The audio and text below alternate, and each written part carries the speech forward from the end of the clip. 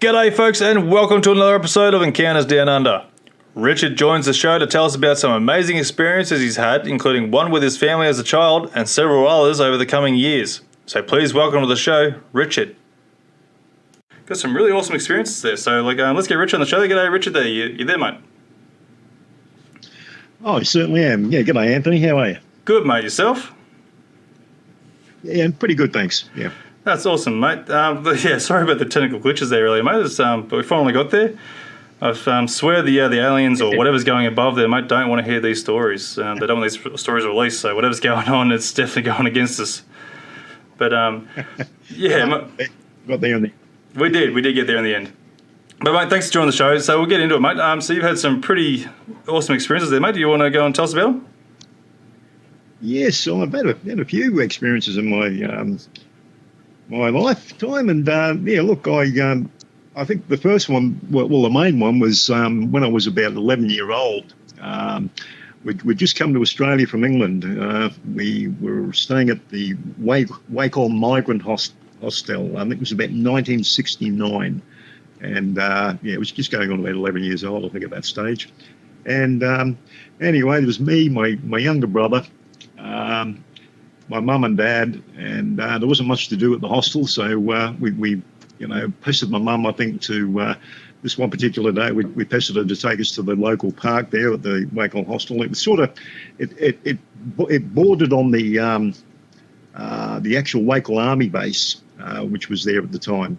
And anyway, we pestered her that much. She said, look, she'll take us for about 15 minutes because it was starting to get dark. And anyway, we went over there and played on the swings. And anyway, Mum said, it was time to go. And we were just leaving the park. And as we were just walking off, I noticed my mum looking up, and she said, oh, look at that.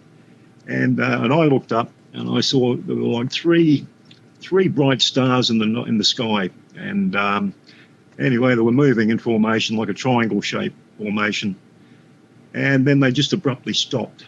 And then one of them, the lead one, sort of came down in a zigzag pattern. It came down, across, down, and it was there. It was probably 50 metres off the ground, and it was probably about 30 metre diameter. It was gunmetal grey underneath, but it seemed to really, if you didn't sort of see it when it came down, you wouldn't know it was there. It was it seemed to absorb the darkness, so to speak. But anyway, it was sitting there. There was no noise, and I did notice back then. I think it was in the summer months, I believe, and all the insects they all just stopped. The cicadas, the crickets, they just went quiet. And anyway, me, my mum, my dad, my younger brother, we were just in awe looking at this object hovering off the ground. And then all of a sudden, it was like a blue flash came up underneath it. And it was like a blue beam that came down from the craft. And I could see where the beam stopped and started in the air. And it slowly came down to the ground. Diameter-wise, you could have probably fitted an average family car under inside the beam. That's how wide this beam came down. And anyway, it slowly came down and it hit the ground, and it must have been there for a few minutes. I called it like a laser blue colour at that time, and the most beautiful blue. But the funny thing was, we weren't scared. We were just in awe of this object. And then after a few minutes, the blue beam slowly rose back up again, and this object, this craft, it went back up exactly the same pattern. It came down the zigzag pattern, joined the other two crafts, and the whole three just shot out into space, and they were gone within a matter of seconds. That was one thing that a close encounter. That would have been incredible. It was awesome, and look, it changed my whole way of thinking, feeling. Just I knew then that we weren't alone, and I knew it was nothing from this planet. We just didn't have that technology back then, and it was. We still don't. And this thing had travelled from, as I said, when it first came down, it looked like there would have been, at least 50 to 100 k's up in space, and this was down 50 meters off the ground within, I'd say it took all of about 2 seconds. Oh, wow. Reach. Yeah, it was just awesome. It was unbelievable. There was another one that I saw pretty recently. It was about 18 months ago. I'm out of Red Bank Plains now, and bought a house out there, and I've got a friend that lives probably 5 minutes down the road. His name is James, and he was living with his mum. And this one particular night, it was about 8 p.m. I drove down there, all in his yard, and just as I pulled in, I saw this red object floating across the tops of the rooftops. Anyway, I got out the car and I had a closer, got to see it a bit closer, and it probably doing about 2 or 3 kilometres an hour, just gliding. It was like it was on ice. It was just gliding. It didn't deviate up, down, sideways. It was just fixed. It was, yeah. And anyway, that particular time, I'm banging on my friend's back door, and I said, James, quick, get out here. And you could hear it in my voice. I was a bit, hyped up, I think. And he said, who is it? I said, it's Richard, and anyway, he came out, him and his mum came out, and we stood at the fence, the back of the house, the fence line there, and this thing was probably only meters. I'm talking probably about 5-6 meters away from this, and it was about the size of 1.5 cars. It was a triangle shape, and it was red. It was like a deep blood red, but every 2 seconds, it was like a pulse. It'd pulsate. And it'd increase in intensity, the colour of the red really brightly. And then 2 seconds, it'd die back down. It was doing that all the time as it was gliding past.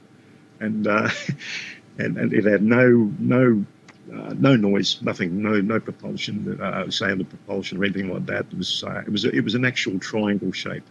And then it was slowly, I got the feeling it was looking for something or someone, or it was the way it was gliding over the rooftops. And anyway, it sort of, went past us, and then all of a sudden it just blinked out. It just disappeared. That was another sighting. I've seen, a few other things. I saw a craft over at Augustine Highway. It was probably a few months ago, actually. This one, it was during a storm, and I had my phone out the window trying to photograph it, but I think I got my phone more soaked than the screen was covered in water, or the camera, I'd say. But, yes, but it was, this thing was probably a lot bigger. It would have been probably at least a good 50 to 60 metres across, and there was numerous lights around it. There was red, white lights that were around there. So this was a round saucer shape. It was pretty low. It was actually under the clouds, and that's why I noticed it. But I couldn't pull over. It was on the main Centenary Highway of Augustine Heights and Augusta, and I was trying to find somewhere I could pull over and photograph it. By the time I'd found somewhere, this had already gone past some trees, and I couldn't see him any longer. But another time I was with my son, again in Red Bank Plains. I was probably going back a few years ago now. We're travelling in the car and coming back from the local shops along Hedges Road, and I saw this red orb. I mean, this thing was screaming across the night sky. And then all of a sudden, just boom, it just come to an abrupt halt, and just did an automatic about face and flew back off the same way that it had travelled. I'm talking, it would have been doing, over 1,000, 1,500 k's an hour. It was just absolutely. I've never seen anything move so quick in my life, and then just come to a dead stop, and then do the opposite direction with in an instant. Within a split second, and. The amount of G forces that would have been, it would have exerted. I mean, and most of these crafts that I've seen, apart from the triangle one that I saw, they're certainly not from this planet. Nobody can withstand those sort of G forces. Although the crafts just they can't travel that fast. They're not man-made anyway at this point in time. So, but. My son, my actually oldest son, he's seen several crafts himself.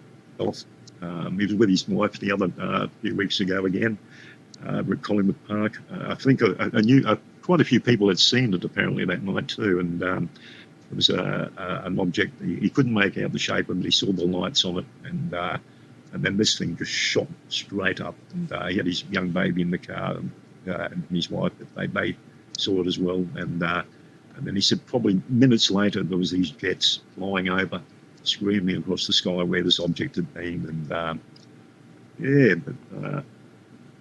no, we're certainly not alone. I know that for a fact. I've known that since I was, as I said, 11 years old. And the funny thing was that time at Wakehall Hostel, when this craft had left, we got home, and I do remember my mum's saying she didn't realise how late it was. Now, as I said, we were in that park around about 6 o'clock. It would have been probably just after 6:15. Well, it should have been around 15, half past at the latest when we should have got home. It was only probably a 5-10 minute walk from there to our house, in the hostel there. And I do remember Mum saying, it was 9:30. So I don't know what happened that night, but it was really strange. But my Mum says she can't remember the missing time, but I do recall her saying that. No, mate, that's incredible, mate. You got to be one of the luckiest guys I've heard so far, having all these experiences from the age of 11 onwards, and I think a lot of people will be quite jealous, to be honest. Yes, no, we're definitely not alone. I can honestly say that without a shadow of a doubt. And again, as I said, the one at Wakehall, they were near a military installation there. As I said, it was Wakehall Army Base, or Army Barracks there at that time. Yeah. And so they seem to be, very interested in our nuclear capabilities and Army, facilities, Air Force, air bases, that sort of thing. And it always seems to be the hotspots around our military.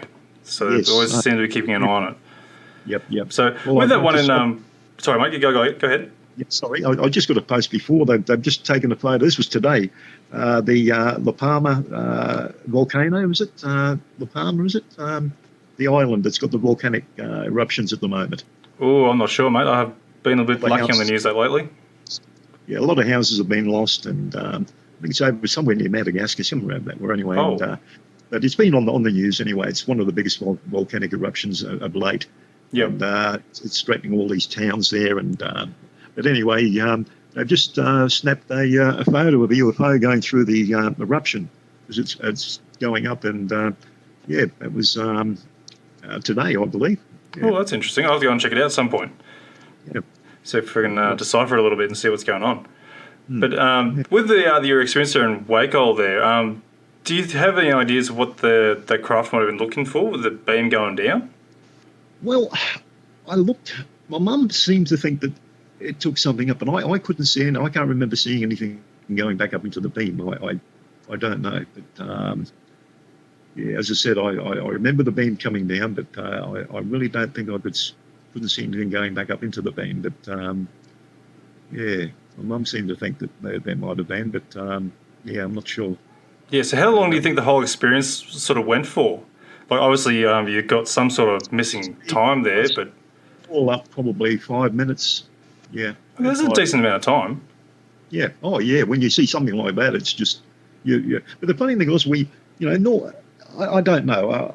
I just know that we had no fear whatsoever of it. We just didn't, have any. Because, I mean, usually what people don't understand or they tend to fear, and but no, there was nothing like that. We just weren't scared about it. We were just in awe of watching this craft that we knew was not from this world, and it was certainly an experience I'll never ever forget until the day I die. And, absolutely, that's incredible.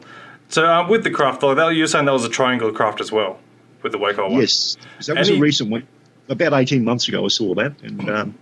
Yep. Okay. Yep. Okay. So any sort of distinguishable features on it? Like usually with triangle craft, usually people can refer to like the TR3B And No, nothing like that. There was no markings on it, and we were pretty close to it. And there was no noise, no humming, no propulsion. I mean, this thing was travelling at 2 or 3 kilometres an hour. Yeah, so you'd think a lot of people have seen it. TRs, I'm sure they can't go that slow. They drop out of the sky. No, apparently they can. They hover along pretty well. That's pretty. Yeah. I didn't know they could go at low speeds like that, but yes, yeah. But no, anyway. This, I'm sure they just can't disappear, as in a blink of an eye. You know, they can dematerialise and vanish. I'm sure they don't have that capability. No, I'm not sure on that one. They think people claim that the TR-3B is supposed to be the human version of the alien technology.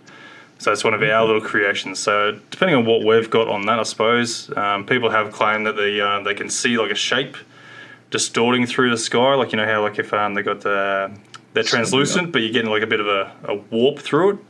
Hazy sort of a miragey sort of a looking. Yeah. So unless there's something like, because it would have been nighttime when you saw this. It was about 8 p.m. Yep. Yep. So it would have been dark. You might have. They could have done the cloaking ability, maybe. Well, the way it sort of just flashed out, you know, again, it was like it was a pulse that was like I wouldn't say biological, but that's sort of the impression I got. It was like it was a not a heartbeat, but it was just pulsating. You know, every 2 seconds it would pulsate, and just the whole thing though would just light up really brightly, and then 2 seconds it had died down. It did that all the time, you know. And we were watching this for about a couple of minutes, you know, 2 or 3 minutes. We were watching this craft, and we were so close to it. You know, I'm talking meters away from it. Yeah. Yeah. Yeah, that's awesome. So no noises or anything like that at all? Not a thing. No. Wow. In fact, my friend and his mum were getting a bit scared, I believe. They were trying to put things to it, and his mum said, "Is it a plane?" I said, "Well, there's no wings, and planes can't go at 2 or 3 kilometres an hour." No, they'll definitely fall out of the sky. And James, my mate, he goes, "Oh, is it a drone?" I said, "Well, there's no noise, there's no propellers, there's no visual signs of propulsion, nothing." And I think they were getting a bit anxious because they didn't know what it was, and they were trying to make themselves feel a little bit less intimidated, I guess, by trying to put something to it. But and at the end, he said,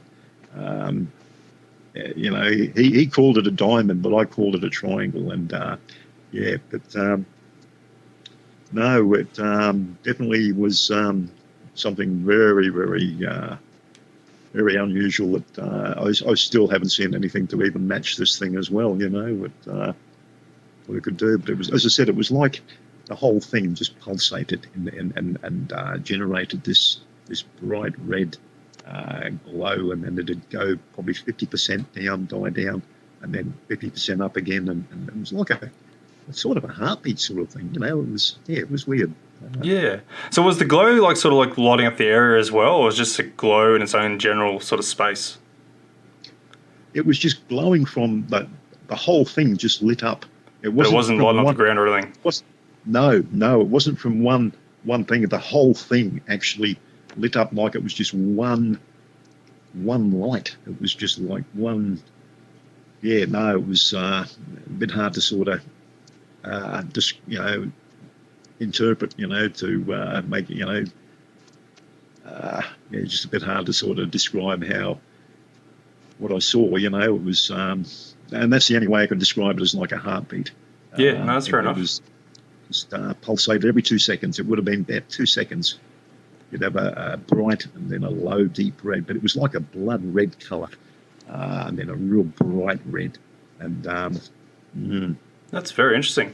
Was there anything in the reports in the local Facebook, like, you know, the buy, sells, or something, any reports at all? Not of that one, but a couple of weeks after I saw the one at Augustine Heights on the highway when it was raining and there was a storm, there were reports on that one. Somebody else must have seen it and put reports in, and because I did see that on one of the sites, and a UFO site it was, and So what year was that one? That was only probably about 5 months ago. Okay, And so what's again, that? That's what, that was- July? I sorry. think it is?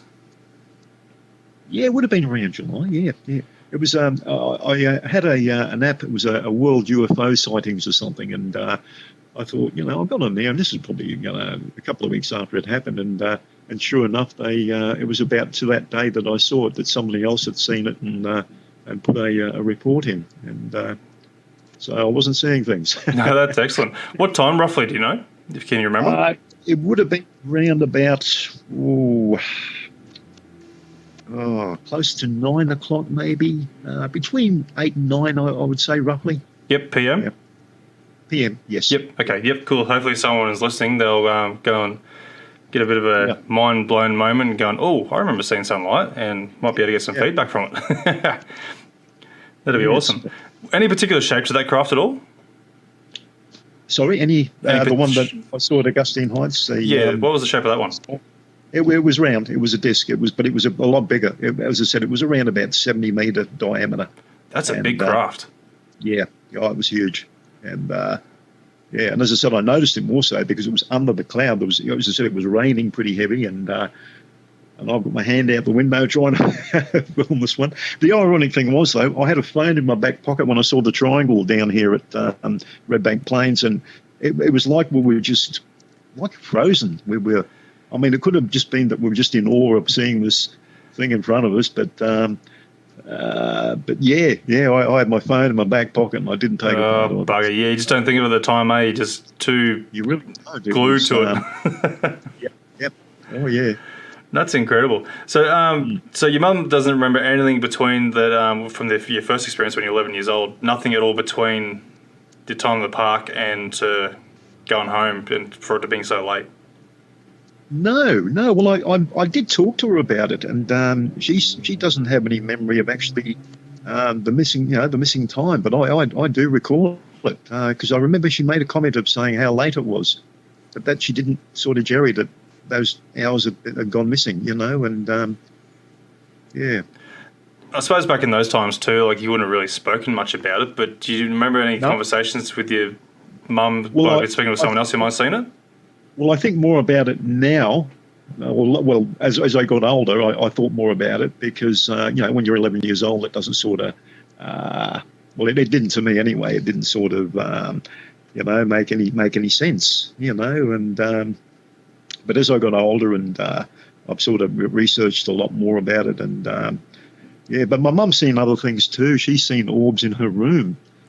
Multicolored orbs. That she was reading a book one night, she said, and she just happened to glance over the top of the book, and there was this ball floating at the end of her bed, and it was probably the size of a basketball. And she said there was all the different colours swirling in and around it, and she felt like it was watching her, it was looking at her, and then it dropped back down. And she wouldn't get out of the bed for about an hour. She said she thought it was sitting up in bed. So, I don't think anyone would either. They'll be pretty spooked. Yeah, and I don't know if this is any relation to this sort of phenomenon, but when she was a young girl, I remember my nana telling me, and she's passed now as my nana, but she was a lovely woman, and but anyway, My mum got very sick. She was about 15 or 16, I believe, and they didn't think she was going to make it. She got pneumonia, and they actually, I'm sure she said they got the priest in or something, and she wasn't good at all. And anyway, my nana was kneeling beside her this particular night, and then she said all of a sudden she just lit up. She actually started to glow. It was like she was covered in this bright luminous light that was coming from her, and then it was only probably not long afterwards the fever broke and she came good, and I'm here as proof. So wow, that's incredible. So I'm a bit skeptical on that sort of side of things when it comes to sort of priests and prayers and whatnots and that, but that's my opinion. But Yep. No. This was. At the time, I think my nana was the only one that was there. The priest had already gone, and or was on the way, one of the two. But she. I remember telling me that, and my nana told me as well, and before she passed, and she said she just lit up. She couldn't believe it. The words were, she lit up like a Christmas tree, she said, and so I don't know. That would have been incredible. Honestly, look, like you get stories that come through the family and that, they usually are pretty genuine too, and that's where the most credible sort of information comes from, I suppose. My nana, if you knew my nana, she never, told a lie in her life, and she had no reason to make that up. And my mum told me the same thing. She told me that she got very, very ill this particular time, and my nana told her that she, when she was there in bed, she just lit up like just started glowing, and like a big, aura of light all the way around her, and that it actually lit up the corner of the room. It was that bright.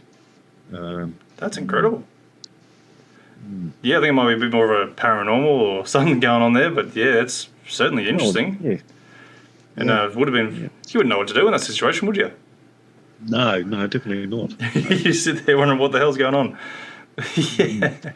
So what are you... Strange things. Oh, definitely. So what are your opinions on the whole the aliens and such, like, aliens, you think, from outer space, like different galaxies, or...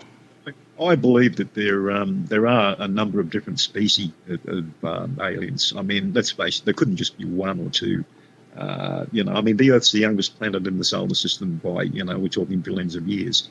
I mean, look how far we've come in 100 years, from the horse and cart to, we've got jet fighters, lasers, and that's in 100 years. I mean, so you've got to imagine if life started on one of these other planets that were billions of years older than us, than our planet. I mean, the Earth's just a baby, apparently, and imagine the technology they have. Well, I've seen some of the technology they have there. But as I said, there are other crafts. You're talking about. They're talking about like, excuse me, like a plasma type craft. They look like they're balls of plasma, and but honestly, I think that they just frighten us too much. I think if they just made themselves known too quickly, I think what they're doing there. I don't know. You'd probably realise too that there's just more and more sightings now, all over the world, more regular, more frequent, and I think they're just slowly introducing themselves to let us know that we're not alone. And there's a bit of a, instead of just sort of wham bam and landing in. Middle of the city or something and freak everybody out. I think this is a way of sort of letting people know that we're not alone, and eventually I think they will make contact, and publicly. Absolutely. Yeah, it's definitely one thing they need to do. So, I will hope they will just come in and land and just go, hey, here we are. But obviously not going to be the case. We've been wishful thinking. I mean, it's got a lot of implications. I mean, you've got your religious side of it, the implications of it, and you've got people. I mean, look what happened in the 1930s with Orson Welles, The War of the Worlds, and a lot of people just couldn't handle it. Again, what I said earlier, what people don't understand, they fear. Absolutely. I wouldn't say everybody, but, a lot of people, and that was an example back in the 1930s, I believe. Yeah. Yeah, I think it's about then, about 1920s, 1930s, I think that did happen, yeah. And the world panicked, didn't it? It was a very scary time for them. That's right. Unfortunately, because coming through a radio station, like you just said then, radio. But these days here, we've got videos and can do it live and all sorts of stuff. So it'd be very hard to sort of fake that one. Well, it's not hard to fake it these days with the technology we've got, but... That's right. I don't know if a lot of people would believe it either, because like you got live footage going on and like, it's absolutely real, it's live, and everyone's all looking around, and like you can pay actors and that sort of stuff to go and do a whole scenario. But that's the biggest problem today. A lot of it now is, well, I wouldn't say a lot of it, but there's a bit of it that is faked. On posts and feeds and whatnot, and I mean, there's no doubt there's some genuine ones there as well, but. A lot of them, unfortunately, CGI, and but there'll definitely be, and I don't think it'll be too long before we start. And I mean, before we start getting some good footage of some of these crafts, which has already started. They're already releasing a lot of information now from NASA has released a lot. Yep. From all the International Space Station, they've seen a hell of a lot up there, and a lot of their stories are coming out now. A lot of the astronauts now are. That's right. True. Are releasing all their experiences that they were told to keep quiet about back then, and otherwise they'd be charged for treason, So, which is sad, I mean, for 70 years we've been, it's been stifled and hidden and debunked, and which is a bit sad. But again, they're saying, I believe they believe they're doing it for our benefit, but not to panic the people. But yes, I don't know. I sort of feel if this was introduced like at an earlier time, like say like Stone Age or something, like and they all just lived around us, the whole thing wouldn't be there. It would be non-existent. We would have adapted with it. And that's the thing I can understand with like why the whole fear of hiding away and hiding what the truth is. Yeah.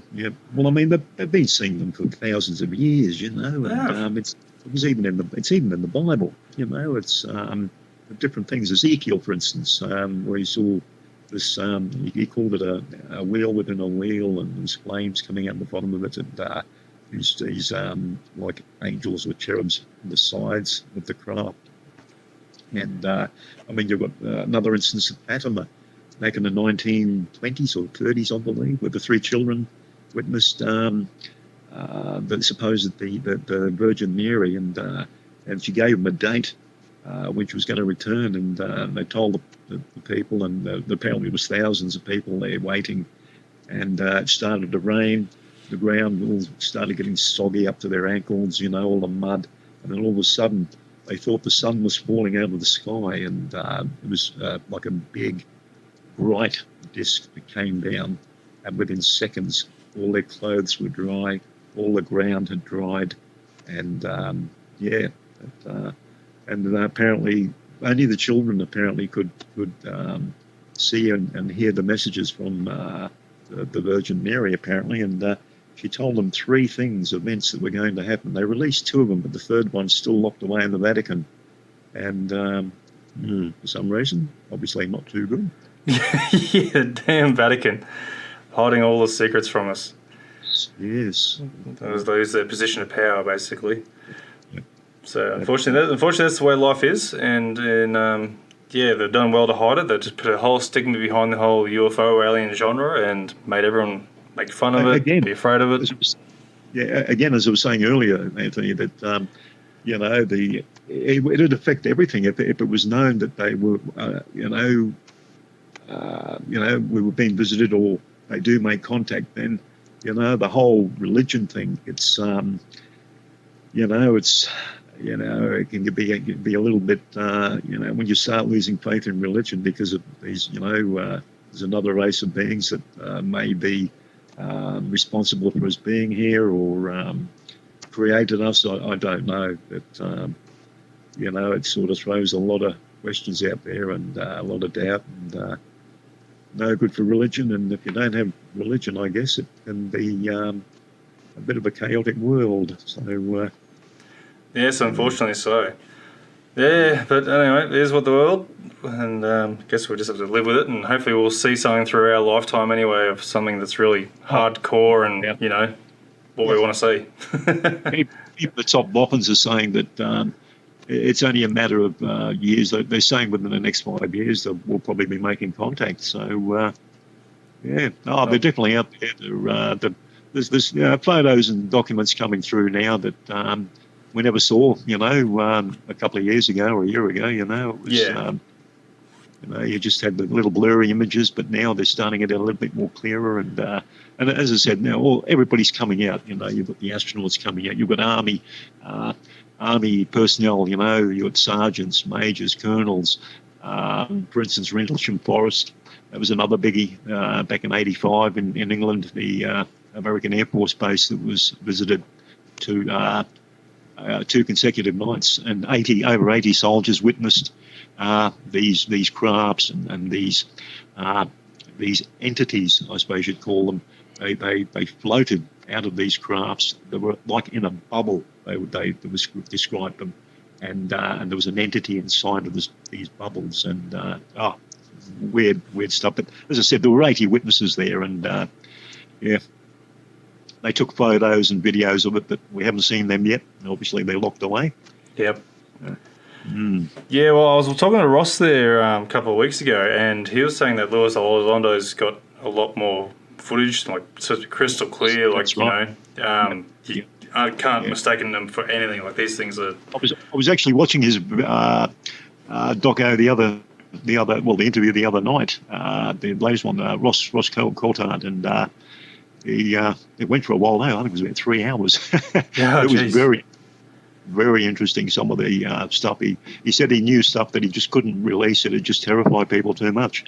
It's frustrating, isn't it? Like, it's like, come on, just test us. Just give us that stuff that you know that think you're going to scare us. Like, it's not going to scare everyone. Honestly, if they were here to harm us, I'm sure they could have done it before now. And the technology that they have, they could probably do it. I mean, they can switch on and off, nuclear arsenals, nuclear warheads. Yeah. They can turn, they can dive into volcanic things. They can, eruptions and the technology they have.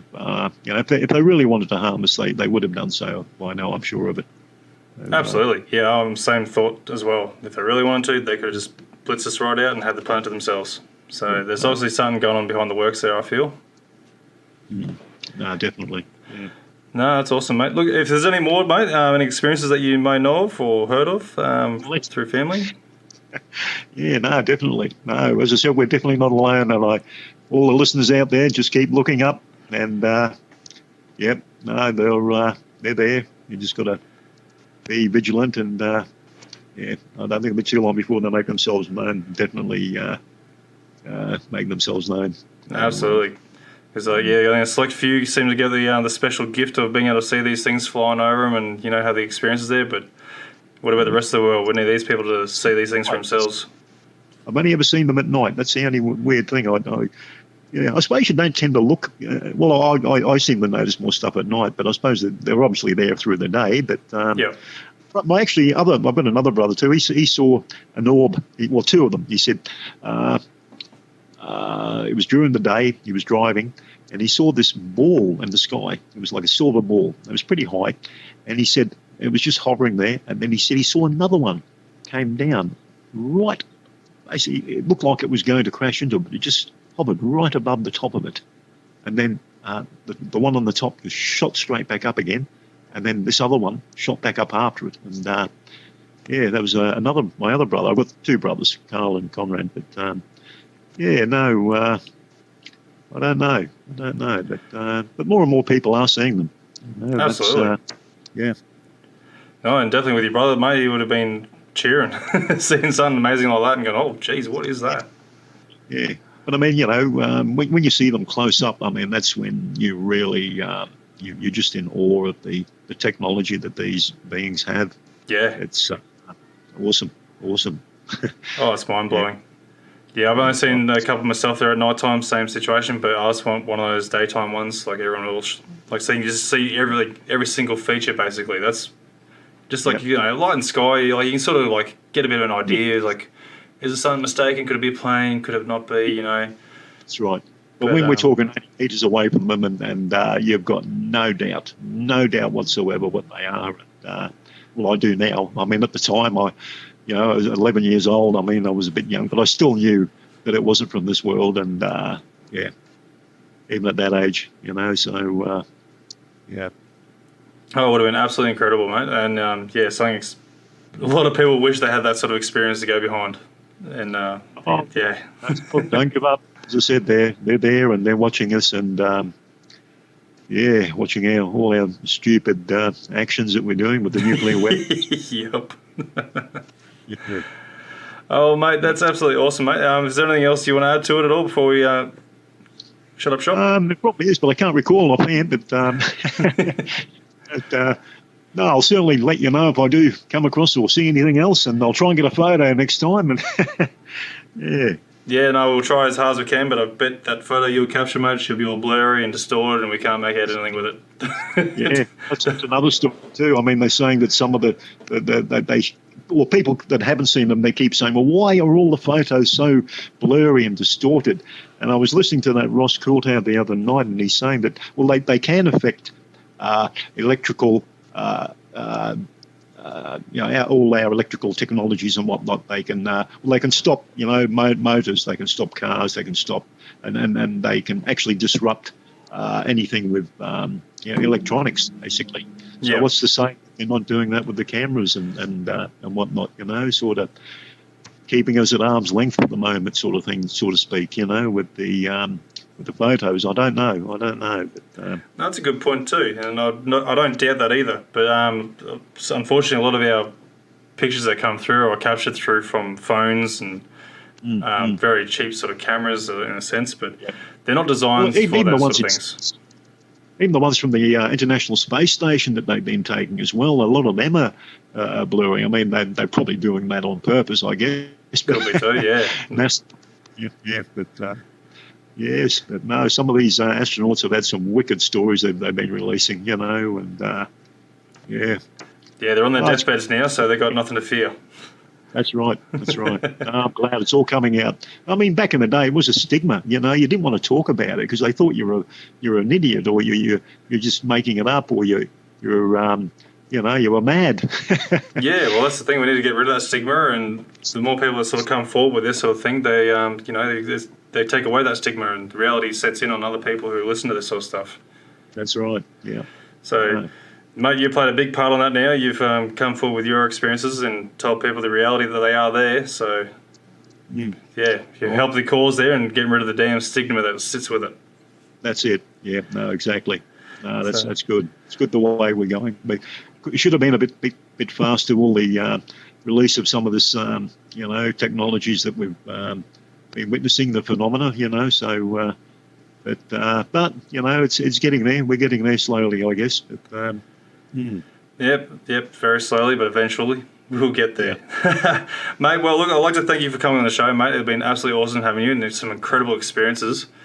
Look, I hope to have something like that myself one day, something fully detailed, and I don't know about the missing time part, mate, because that'd be a bit sketchy on my, I feel anyway. Yeah, I don't know. I've always wondered what happened, with that time, but even more so as I got older. When I was younger, I didn't sort of pay much attention to it, but then I'd heard other people having similar,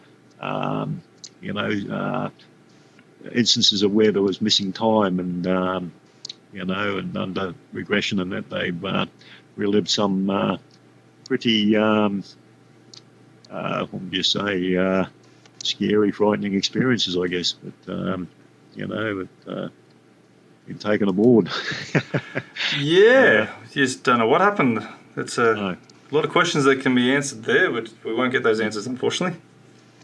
No. Well, mate, thanks again for coming on the show, mate. Absolutely incredible having you on here. And me, Anthony. No, that's great, mate. All the best, and I'll hope to talk to you soon. Not a problem. Thanks, Anthony. Thanks, mate. See ya. Bye.